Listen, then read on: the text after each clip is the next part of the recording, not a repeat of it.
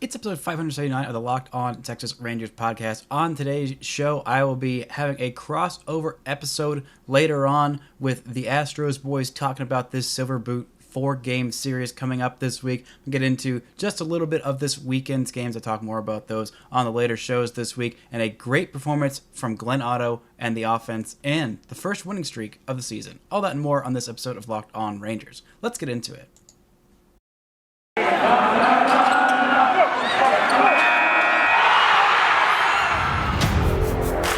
You are Locked On Rangers, your daily Texas Rangers podcast. Part of the Locked On Podcast Network, your team every day.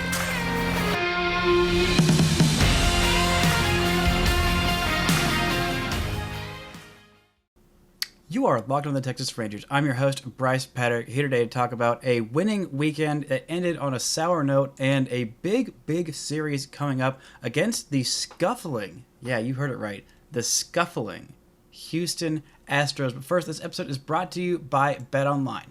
BetOnline has you covered this season with more props, odds, and lines than ever before. BetOnline, it's where the game starts. Now, I want to get into this weekend's games briefly because we had a long crossover that still cut off quite a bit of my crossover with the Houston boys. They run their shows a little alongside there, usually around an hour, and I try and get you out of here in about 30 minutes. We're still going to have a longer show because we got a good weekend of baseball to talk about. This was a great weekend. On Friday night, we had Glenn Otto's not Major League debut, but Major League debut this season. He's been doing fairly well in Round Rock. Hasn't been super efficient with his innings, but again, nobody has with their starts. I think he threw 3 and 4 innings in his 2 starts in Round Rock. This start, he comes up and looks magnificent. It was kind of like last year, his first Major League start ever. He looked great. He did very well against an A's team that was, let's be honest, a little decimated by a COVID outbreak. They didn't have their entire complement of guys, but Glenn Otto was fantastic. 5 innings, just 2 hits, 1 earned run, 1 walk, and 5 strikeouts. Exactly what they needed from him. Nothing more, nothing less. A 5-inning game from him was very efficient. The offense was cooking. Pretty much the entire lineup was cooking. We had a multi-hit game from Nathaniel Lowe, who also had a walk as well, and had his first home run of the season. So did Andy Ibanez. You know, I said going into the weekend, don't expect any of these guys who haven't had a home run in their season yet. Don't expect them to break that streak in Oakland because it's going to be, cold games, it's going to be cold nights. The ball's not going to travel very well. But Nathaniel Lowe's like, nope, I'm going to go take it Apo Taco and have my first home run of the season. Andy Ibanez is like, yeah, I'm going to do the same in the second inning. So shouts to them for proving me wrong. Both of them doing it in the very same inning of work. A really complete 8-1 win that continued the winning streak for the Texas Rangers. They come in Saturday, and Martin Perez pitches an absolute gem. This was the best start by any Texas Rangers pitcher this season, bar none. This is why they got him, to be a veteran, to be that calming presence. 87 pitches, 51 of those were strikes in 6 innings. That's right. A Texas Rangers pitcher pitched into the 6th inning and through the 6th inning. Only 2 hits, 1 walk.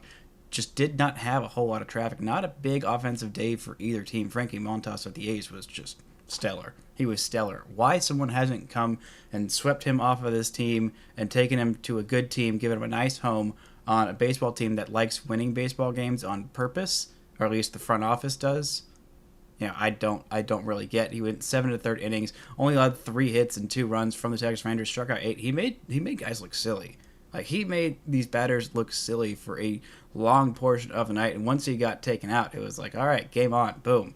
Rangers actually have a chance. They were able to get a couple of runs, and that was all they needed. The Rangers were able to shut out this A's offense that has done pretty well to start the season. They did get shut out themselves on Sunday, and Spencer Howard looked like he's looked. He's given up 5 home runs in 5 innings of work, but he's also struck out significantly more batters than innings pitched this year. I believe he is at, where'd we go? 5 home runs in 5 innings, 9 strikeouts. So the strikeout stuff's working. He's just missing his spots and missing them in big places, and it is not working out for the Rangers. The Rangers tried to mount a comeback in the Sunday game to extend their winning streak to 4 straight games.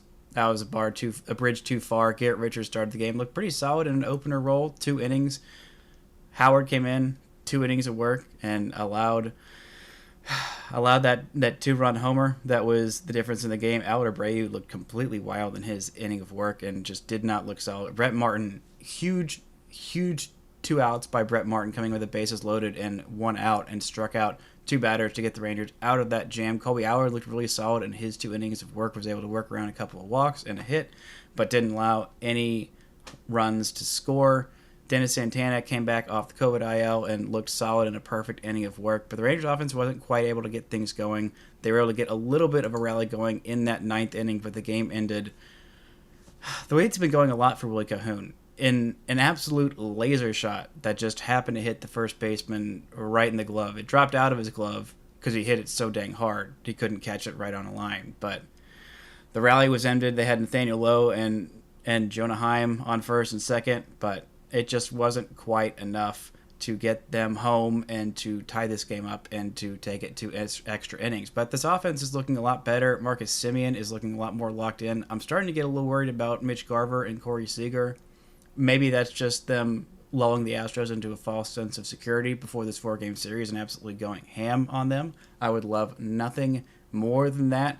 And speaking of that Astros series, I talked a little bit with the Locked On Astros boys about what their team has been doing, what the Rangers have been doing. And Justin Verlander, sadly for Rangers fans, looks like the Justin Verlander of old at 39 years old. I wax a little bit poetic about how incredible it is that he's doing what he's doing so far and what I'm hoping to see from the Rangers in this 4-game series. So, without further ado, let's get into what I had to say with the Locked On Astros boys. But first, this word from our sponsors. Maybe you need to go to LinkedIn and maybe be his agent or something. Yeah. Oh, yeah, definitely. So here's the thing. With spring in the air, it's a time of renewal and growth personally and professionally. As your small business grows, LinkedIn Jobs is here to make it easier for you to find people you want to talk to faster and for free. I've used LinkedIn. I've been a part of LinkedIn for years, and I can tell you that I've had jobs in the past where LinkedIn has helped me get connected to reliable employers, people that you want to work for. But if you are looking to hire people, you can create a job post in minutes in LinkedIn Jobs to reach your network and beyond that to the world's largest professional network, over 810 million people. Yeah, that's no lie there. Then add your job and purple #hiring frame to your LinkedIn profile to spread the word that you're hiring so that your network can help you find the right people to hire. Simple tools like screening questions make it easy to focus on candidates with just the right skills and experience so you can quickly prioritize who you'd like to interview and hire. It's why small businesses rate LinkedIn Jobs #1, delivering quality hires versus leading competitors. LinkedIn Jobs helps you find the candidates you want to talk to faster. Did you know that every week, nearly 40 million job seekers visit LinkedIn? That's right. Post your job for free at linkedin.com/LockedOnMLB. That's linkedin.com/LockedOnMLB to post your job for free. Terms and conditions apply. Alrighty, so speaking of, we got a new guest here. We'll talk about him in a second, but check out the Locked On Now podcast.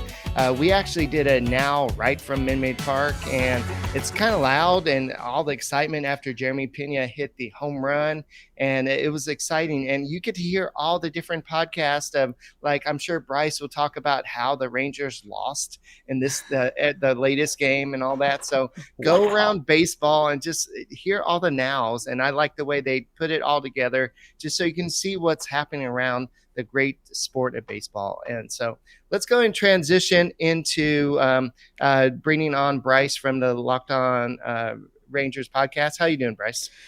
Well, I was doing well until the Rangers decided to drop a stinker on the Sunday matinee game. But, at least they turned around what had been a horrendous start to the season this weekend they did have a winning streak for the first time this season going into this game.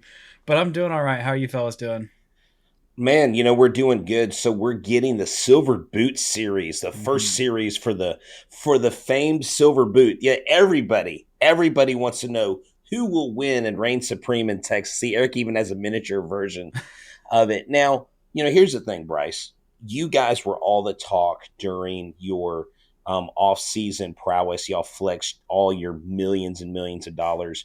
You threw money at some really good players, okay? What has it been like for you guys as Ranger fans? I know the wins haven't been ultra plentiful, but has it been nice to have guys like Simeon, like Seager, new pitchers coming in, and you've got some hopefuls you can talk about too in Jack Leiter? Yeah, I got to go see Jack Leiter's first professional start, which was just, oh my gosh, it's the best stuff that anyone's had in a Rough Riders uniform since Yu Darvish did a rehab start there about 3-4 years ago, at least that I've seen. It was incredible stuff. But Simeon got off to a really slow start to this season. He's starting to catch fire just a little bit now. Seager has been kind of inconsistent. All the bats, like just everything, has been pretty inconsistent so far this year. And I mean, you talked about the new pitching. Opening day starter John Gray has made 2 starts, and he has had 2 IL stints. So, yeah, hasn't been the best start to the season, but there's at least some stuff there where you're like, okay, there are some fun moments. It's not just an abysmal team like it was towards the back half of last year that was just like, all right, every single game is miserable to watch. Even if they do crank out a win, it's not a fun way to start the season. But this team has been showing some heart and a lot of fun, a lot of like bad luck bounces for some of their bottom of the lineup hitters that are hitting the ball really hard, but it's just finding gloves every single time. Actually, the final out of this most recent game was Willie Calhoun, who's been hitting the baseball really, really hard, basically every single at bat, just line one right at the first baseman that ended a little rally that might have got them on the board in the 9th inning. Alrighty, so I don't know if you got a chance to watch the Astros game, but Jeremy Pena hit a big home run in the 10th inning off one of the best closers in baseball. And Dusty Baker said that's a big home run by La Tormenta. Boy, we needed that one badly to get off this losing streak. It was 4 games and have a happy flight on all the way to Texas. And Jeremy Pena, he said, it's special. I'm going to enjoy it tonight, but tomorrow is another game. So he knows that, this is great, but we still got to take on a good team. And the Rangers, well, when I say good team, they're good offensively. Tell us a little bit about the pitching issues. What pitching issues are y'all having this year? So a lot of it is just the starters aren't going deep into games. They're not being very economical with their pitch count. They've had injuries to their opening day starter twice now. Spencer Howard had a blister issue as well, so he just got activated off the IL today, and he actually gave up the only 2 runs in the game. One really bad mistake pitch that was hit over the fence for a home run that was literally all the runs in the entire game, but he did not look great in his first start in Toronto because they absolutely mashed him, and he could not figure out where his pitches were going. He looked much improved in the spring, but there's not a whole lot of depth, not a whole lot of veteran, like guys you can count on to go like 5-6 innings or whatever. Martin Perez was the first pitcher to go into the 6th inning by any Rangers starter, and that happened on Saturday. So it's been a long road to get there. And, Dane Downing has shown some promise last year. Taylor Hearn has shown some moments of, he's got some real nasty stuff. A lot of times he'll have some trouble locating it, but they've got some promise. It just hasn't quite been put together. And the bullpen's been very inconsistent, but they've had a couple of really good games the last 3 games during this winning streak. And even in today's game, the bullpen was really, really solid for these last 4 games. So it started off pretty horrendous by the bullpen, but it's looking like this might actually be not the worst bullpen in baseball, which is something that I thought they would be after how badly they started the first couple of series. Yeah, and as I look for you, through your early season, Toronto, you guys put 12 runs up against them in a win. You lost a close one, 8-10 and 3-4. I know those were painful losses, but y'all are competing with Toronto, and that is a huge thing to be going to Toronto and being the Rangers and competing with them. You had that 3-game win streak where you had Oakland twice and Seattle once. So, the Rangers aren't just going to lay down and just let people beat them. They're going to really work to the best of their ability to keep going. And so I think this will be somewhat of a competitive series, but I'm afraid if the Astros get hot this series, it might be a tough series for the Rangers. What do you think coming in? The Astros are kind of down this year a little bit. This is really the first game we've seen in a while that they've really broken out the bats. Do we have a chance to get hot or stay hot in Arlington because of the struggles y'all have on the pitching end? Yeah, well, I think anybody's got a chance to come up big with some runs on this pitching staff. I mean, they've all got their moments that they do well, but I mean, it's not like there's no one number one guy that you feel really great about. Dane Dunning was pretty solid last year, but he's going to be the Monday starter, and then you got Taylor Hearn, who I personally love, really great dude, really interesting story. He is from Royce City, which is like northeast of Dallas. His grandfather is a guy who made a lot of history. He was the first African American to receive a college scholarship to be a rodeo guy. He was also selected to be part of JFK's honor guard. He was also the first black Marlboro man. So like his family is really interesting, got a lot of history in him, and he is a fantastic pitcher when he's on, but he hasn't been able to go very deep into games lately, and that's just been part of the reason why the bullpen struggled so badly is that every single Ranger start, the starter was going 3 innings, 4 innings, 3 innings, 4 innings, like. And I know that's part of it with the shortened spring training, but the guys were throwing 80 pitches. It wasn't like they were throwing like 60 out there and you're like, okay, well, 20 pitches per inning, whatever. It was like they were not being super economical with their pitches like some of these guys can do. But I don't know, the offense, it's kind of inconsistent. They've got some moments. They've got some 4 really good hitters and a couple other guys that are pretty decent. Like the one thing that I love about this offense this year, which is the exact opposite of how it was last year, is that there's no like straight up bad in the lineup. Like the Rangers have Willie Calhoun, who's their DH, who is a really stinking good hitter, hitting 8th or 9th a decent amount of nights. And you're like, okay, if that guy's your number 8 or 9 hitter, like that's a pretty deep lineup. That's what something of how the Astros have been so good for the last few years is that like there's no like guy that you can just go at and feel like is an easy out in the Astros lineup for so many of these years that they've been so good. It's like 1 through 8, sometimes 1 through 9 is like a quality major league hitter. Yeah, so it's like the best offense you can go out and buy, right? Over the offseason, sort of about the best that they could afford. And they missed out on the pitching that they wanted, but they targeted John Gray pretty early. I like that signing. I would like it more if he would stop getting blisters and getting injured. It was just a really random thing. He had a knee injury that I was a little worried about at first, but it seems like he's just going to miss the 10 days that he's going to be on the IL. But they were really in on Clayton Kershaw. I really think there was, as much of a chance as there could be of anyone else besides the Dodgers signing him to a deal, because he loves his hometown, he loves Texas, and I do think eventually when he decides when it's going to be his last year that he's going to seriously consider going to Texas, pitching his final year there.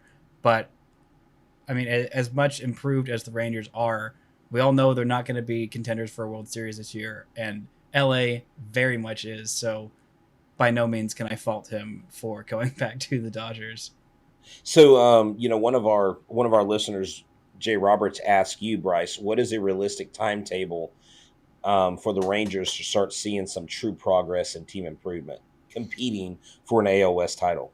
So my barometer for this year is like not being terrible, like less than fewer than 90 losses. Like I want at least a 10-win improvement, which like sounds huge, but you got 2 guys that are each 5-win players at least in your middle infield alone. Then you added a pretty dang good offensive catcher and a couple of decent pitchers.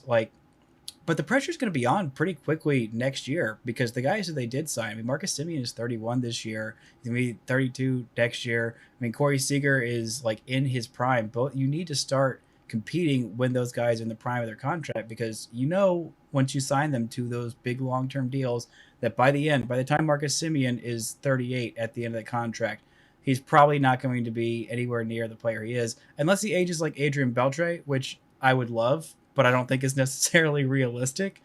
Same with Corey Seager. I don't know how long he's going to be a shortstop. I definitely don't think it's going to be for the life of this contract. Once he's like 38 at the end of it, I don't think he's going to still be playing shortstop. So they're going to have to spend big again this coming offseason, and everyone makes a big deal out of them spending $500 million. And it's still like they spent $500 million on payroll this year alone. It was spread out for the next decade, and they were at basically zero. I think they had maybe less than $30 million on the books for this coming year. So it's Wow. not like there was a whole lot of other big contracts that were left that they were just adding to that payroll. There was just absolute bare bones. And I think they're going to go out and get at least one starting pitcher next year, probably another bat. I think they might really take a chance on bringing back Joey Gallo because things are not going well for him in New York. And I think his contract price is way down from the extension that he quoted them at, which I felt like was fair, what he was asking, but the Rangers were not willing to give it to him.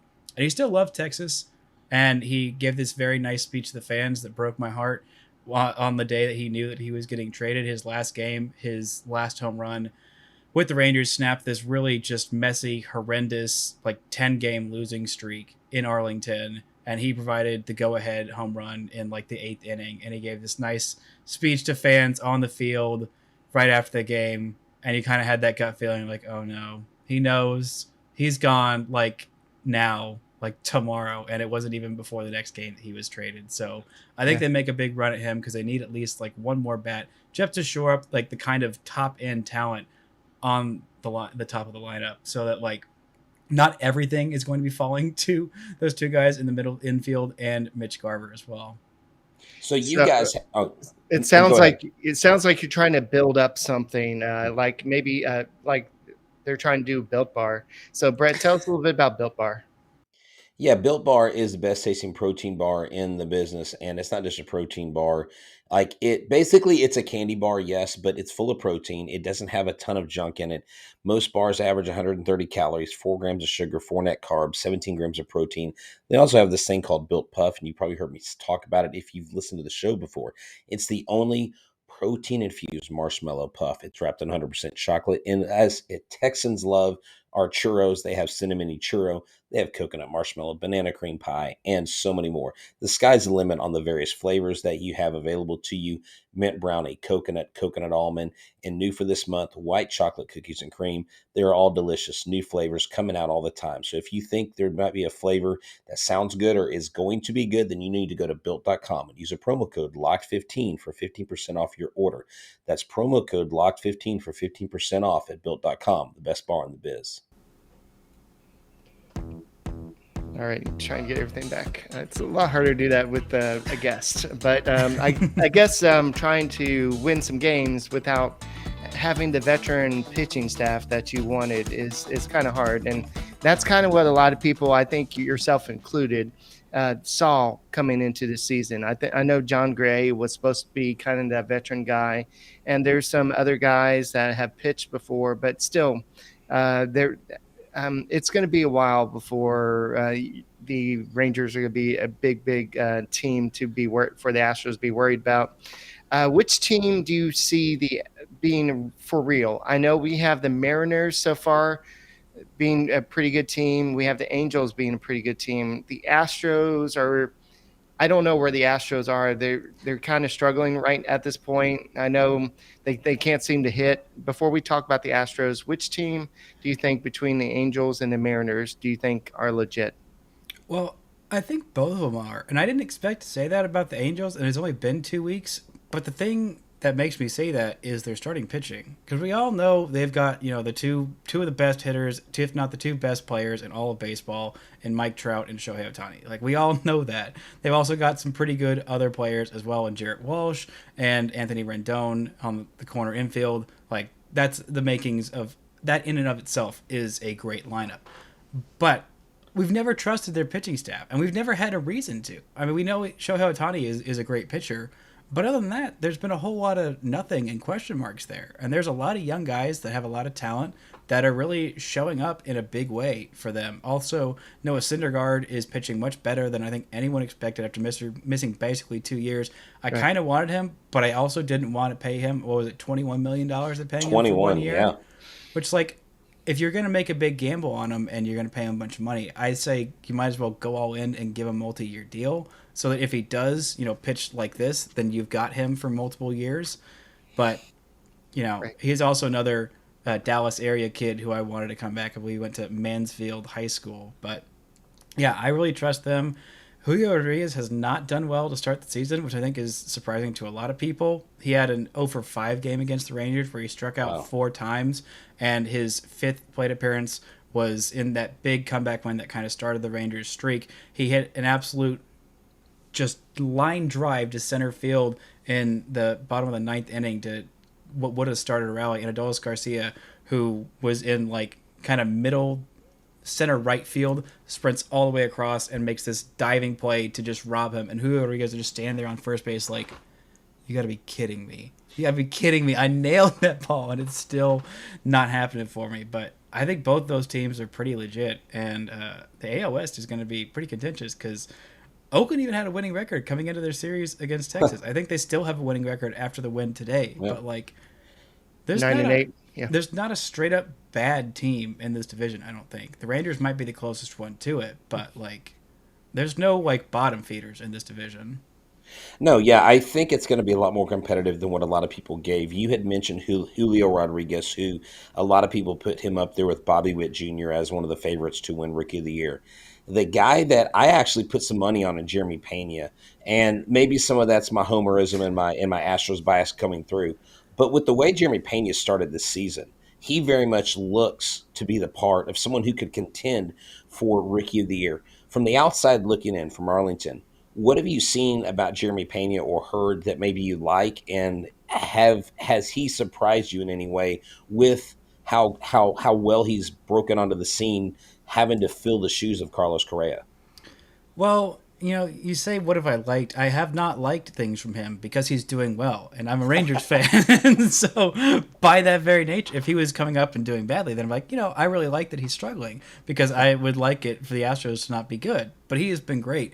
And I knew that they felt comfortable with Carlos Correa walking because they had this guy there. I hadn't heard a whole lot of hype about him coming up, but, like, you know, except for the last couple of years, he just kind of burst onto the scene, which is what the Astros have done very frustratingly well, even as contenders. And that's one of the things that made the Dodgers so good, is that, like, those teams that can win and keep getting these top prospects, these young guys, while they're not drafting number 1, number 5 overall or whatever, like, that's incredibly frustrating. That's what prolongs your windows, and something that the Rangers did not do well when they were winning so much from 2010 to 2016 is draft well in that time. Exactly, yeah. And I mean, I even had him pegged as Rookie of the Year, as some of our listeners reminded us tonight. Well, Brett had Julio Rodriguez as Rookie of the Year. I think everybody said that. Yeah. I was not the only person saying that. Everybody either had Bobby Witt Jr. or Julio Rodriguez. The truth is, you don't know. We don't know. I don't know. I mean, look at guys like Mike Piazza. This guy was like a 1,300th player taken, or something like he was in the 8,000th round, and he's now a Hall of Famer, right? So with these kids, I just want these rookies to do well. Now, this is something that's interesting, Bryce. I wanted to kind of touch on this a little bit. Jack Leiter's game is either going to be or has been televised on MLB Network. It was the first time they were going to have a AAA game with Jack Leiter facing off against another top prospect, I think, coming up. I had heard about it on the MLB Network Sirius XM channel. You might want to look into that because apparently he's creating a lot of buzz. Is there any possibility that you bring Jack Leiter up at all this year, or is he locked in for 2023? Well, to be fair to myself, I wanted to touch back on the Rookie of the Year. I had Adley Rutschman, the catcher for Baltimore, as my Rookie of the Year pick, so I'm feeling pretty good about that, even though he hasn't been called up just yet. But by the way, he's in Double-A, and the Double-A is in Frisco here, so like it's about like a 45-minute drive for me. So I got to see his first start, which was absolutely nails. And as to your point, if they bring him up this year, normally that'd be kind of like crazy to think about that. I mean, they did draft him last year. He didn't pitch at all in the minor leagues because he threw, I believe, 115 innings at Vanderbilt. They were like, all right, yeah, just like rest your arm. You know what you're doing. Like you had a huge workload, so we're not going to try and overwork you. And so this year they come in and there was some talk about like, okay, well, maybe he could like start the year in Double-A. Like maybe that would be a thing. And that's kind of crazy because there's not a whole lot of people that do that. But he's basically the most polished draft pitcher since David Price. Like, Wow. he's got that level of polish. And if they brought him up tomorrow, he wouldn't be completely overwhelmed. I mean, he would probably still get bombed a little bit, but he wouldn't be overwhelmed. He's still got a lot of fine-tuning things to work on. He needs to work on his fastball command. He still gets a little spotty with that sometimes, tries to be too fine and ends up walking more guys than he should. But I think there's an outside chance that he comes up for a couple of starts for his final 2 starts of the season after the AAA season's done. I wouldn't be surprised if by the middle of June he's in AAA already, because I've seen him against AA hitters, and even good AA hitters. He's making them look stupid already. So, like, this kid's really polished. He's got a really high ceiling, and I don't think it's out of the question. What I wanted for this team in terms of wins and losses this year, I wanted them to not be completely out of it with the final month of the season. Just don't be completely out of it. You don't have to be, like, fighting for the number 1 spot in the American League. Like, no, that's just ridiculous. That's not going to happen. But don't make it, like, don't be absolutely mathematically eliminated come, September 1st. Give me, like, a little bit of hope right there. And I think that there's a chance that he does so well and progresses so well that the Rangers call him up in September, not just because he's ready, but because he could help them actually compete for that final wild card spot. I don't think they'll get it, but I think there's an outside chance that he could be called up because he could help this team win baseball games, which is just so incredible to think about. Okay. Speaking of things incredible to think about, if you look in American League, who would you think would be leading in home runs right now? If you thought Byron Buxton with 6 home runs, wow, who would have thought that? And now who's tied for second? Ty France with 5 home runs. He's so good. They named a country after him. Oh yeah, that's exactly what happened. They did.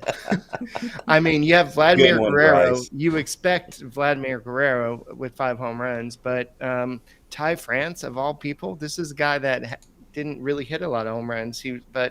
So the Mariners definitely have something going there. Buxton, he's finally developing into that all-around player that a lot of teams thought he would be. So I think the Rangers are going to be a good team in a few years. But let's go ahead and kind of switch to this series. So I know that in tomorrow's game or today's game on Monday, it's going to be Framber Valdez, who's been good. Then for 2 games. No, you can say bad. He's been good. He's been bad. He's not been anything in between. He's either got it or he's stuck it up. Yeah. But he's 1-1 with a 4.50 ERA with 12 strikeouts. Then as a guy you brought up earlier, Dane Dunning is going to be on the mound. He's 0-1 with a 5.68 ERA. He has 14 strikeouts. So let's see if there's any. Kyle Tucker is batting .667 versus Dunning with a home run and 3 at-bats. Yuli Gurriel has a hit in 3 at-bats. And Alvarez has 2 hits in 3 at-bats. Well, here's the thing. Whether they face these guys 1 game or 10 games, they just have to hit the ball. Right. And I really think this is the series that going into a series, coming off of a win, off of a 4-game losing streak, no offense, respectfully, this is the team that you want to be playing right now. Because I'm gonna tell them you said that. They're gonna be mad. Okay, you're gonna report me to the bulletin Rangers board room? material. No, I'm just gonna DM the Rangers account, just like, hey, this. look, here's this podcast episode where these Houston fans saying you suck. Just let them know. Let them know. Marcus Simeon will love that. But honestly, I really think this will be a very good series for this offense. But our pitchers have to do their job. Jake Odorizzi goes Tuesday, Christian Javier Wednesday, Justin Verlander on Thursday. And so you're going to see 3 really good pitchers and Jake Odorizzi. You're going to see Jake Odorizzi is going to look more like a Rangers pitcher if he's not careful. My bad. I'm sorry. Did I say that? I'm sorry if I'm hitting below the belt, but really we're friends here. I got a question about Justin Yeah. Verlander. How has he looked this year? Oh Also, my God. how is his arm still attached and throwing baseballs at allegedly a major league velocity? I haven't seen him. That's not actually a disrespect on him. I just literally have not seen him this year, and I'm just confused. And Apparently, like, he's the shocked. only pitcher to throw 8 innings this year, unless somebody's done it. Recently. I'm sorry. He's thrown an 8-inning game. Yes. How? Yes. This man is bionic. Someone Bryce. put him through a metal detector because this man is part robot. He is one. He's either 1-1 or 1-2. He should be 3-0 right now. He got no run support in the 2 games that he did not win. And this last game he pitched, he was absolutely stellar. This is vintage Verlander. This is Verlander that came to Houston in 2017 and helped us so go upsetting. back. Oh, well, but see, for us, we paid this guy $66 million to throw one game, and then he came back and he did the Astros a favor. He did Crane a favor. And I think he takes the player option here in Houston. If they have a successful run this year, I don't see why he wouldn't want to run it back with them again. He's got 20 strikeouts and 19 innings pitched. Yeah. He is the $6 million man. He's 39 years old, coming off 2 years without baseball, and see, Bryce, Here is the difference, I think, between him and someone like a Lance McCullers coming off of this surgery, Tommy John. He knows his body better than any pitcher in this league. He knows his limits, and see, he told Astros media, I considered coming back to pitch in the World Series. The doctors and I decided against it. Maybe he should have. Maybe he should have. He was not ready. No, just kidding. Great decision. Great, right decision. 100% would do it over and over again. But no, also the difference between him and Lance McCullers is that this man has thrown over 3,000 major league innings. 3,000. That's just nuts. 3,007. And they are not like light innings. They are heavy ace workload, big horse innings for decades. This man was 200 innings plus from 2007 to 2014, and basically 200 innings. You could just count on it. Just 200 innings, pretty much every time. That's insane. Him, Scherzer. There's a few of these old school mentality left. Yeah, they're left in the game. Growing up, when Eric, when we were growing up, I know when I was growing up, we had the Mike Scotts, the Nolan Ryans. You remember Nolan Ryan with the Rangers too. These just workhorses, and he is just from a different school of thought. He's the throwback Roger Clemens. He's the throwback Tom Seaver, and he's everything that we wanted and so much more. So this city literally loves Justin Verlander.